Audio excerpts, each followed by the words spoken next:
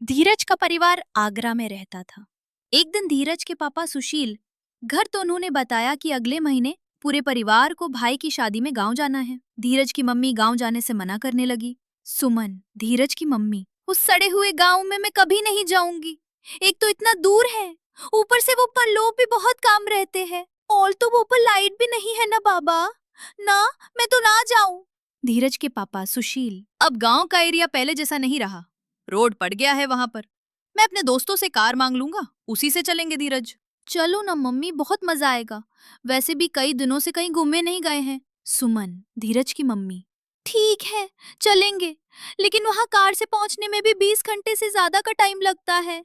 इसलिए खाना घर से बनाकर ले जाना पड़ता है। खाना तुम्हारे पापा ही बनाएंगे। सुशील, धीरज के पापा, उसकी जरूरत नहीं पड़ेगी, क्योंकि मैं सुना है कि अब वहां सड़क पर कई ढाबे खुल गए हैं।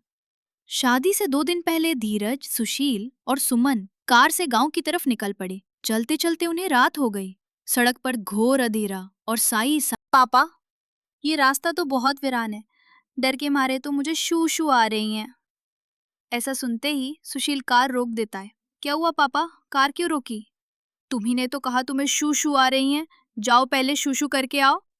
मैं इतने देर में बाहर नहीं जाऊंगा सुशील। शू शू रोकना अच्छी बात नहीं होती। हम लोग खड़े तो हैं, तुम्हारे पास इतना नहीं डरते। जाओ शुशु करके आओ। धीरज ने कार का दरवाजा खोलकर जैसे ही पैर जमीन पर रखा, उसका पैर एक हड्डी पर पड़ा।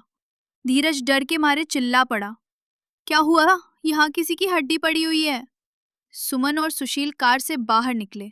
डरने की जरूरत नहीं है, शायद कोई जंगली जानवर इसे यहाँ ले आया होगा। तुम शुशु करने जाओ। अचानक धीरज के परिवार को रोड पर 3-4 लोग गुजरते हुए दिखाई दिए। तब उसकी जान में जान आई। चलो, आखिर कोई इंसान इस रोड पर दिखाई तो दिया। अब मैं भी आराम से शुशु कर सकता हूँ। धीरज की मम्मी पापा कार में बैठ गए। धीरज जैसे लौटा तो उसने देखा कि कार की पीछे वाली डिक्की हिल रही है। धीरज ने डिक्की खोली तो उसके अंदर एक भूतनी लेटी हुई थी। धीरज ने धड़ाम से डिक्की बंद कर दी और चिल्लाने लगा, चुड़ैल चुड़ैल चुड़ैल, पापा चुड़ैल चुड़ैल चुड़ैल। धीरज के मम्मी पापा जल्दी से बाहर निकल कर आए। सुशील, क्या हुआ धीरज? धीरज, पापा, पापा डिक्की के अंदर एक भूतनी है। मैंने अभी डिक्की खोलकर देखी थी। सुशील ने डिक्की खोलकर देखने से पहले उन 3-4 लोगों को ढूंढा जो कुछ देर पहले ही उनके पास से गुजर गए थे। वे लोग अचानक से कहीं गायब हो चुके थे। सड़क पर दूर दूर तक कोई नहीं दिखाई दे रहा था।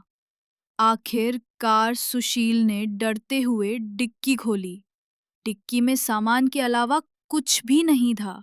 सुशील, धीरज, लगता है तुम्हारा दिमाग खराब हो गया है। कुछ भी तो नहीं यहाँ पर। चलो जल्दी कार में बैठो। तीनों कार में बैठे और चल दिए। कुछ देर बाद धीरज बोला, धीरज, पापा मुझे बहुत तेज भूख लग रही है। सुमन, सुशील, तुम तो कह रहे थे कि यहाँ रोड पर बहुत सारे ढाबे मिलेंगे। अब बताओ, मुझे कहीं भी कोई ढाबा नहीं दिख रहा है। मैं पहले ही कहा था कि हमें यहाँ नहीं आना चाहिए। कुछ देर चलते रहने के बाद सुशील को एक ढाबा दिखाई दिया। सुशील, मैंने कहा था ना कि यहाँ ढाबा है। चलो ढाबे के अंदर चलते हैं और भर पेट खाना खाते हैं। तीनों जब ढाबे के अंदर गए तो उन्हें ढाबे में 3 लोग दिखाई दिए। 2 अधेड़ उम्र के आदमी और औरत, और एक जवान लड़की। लड़की के हाथ में दरांती थी। वो धीरज के पास आकर बोली, लड़की, कहिए क्या खाएंगे? जो भी ताजा हो वो ले आओ।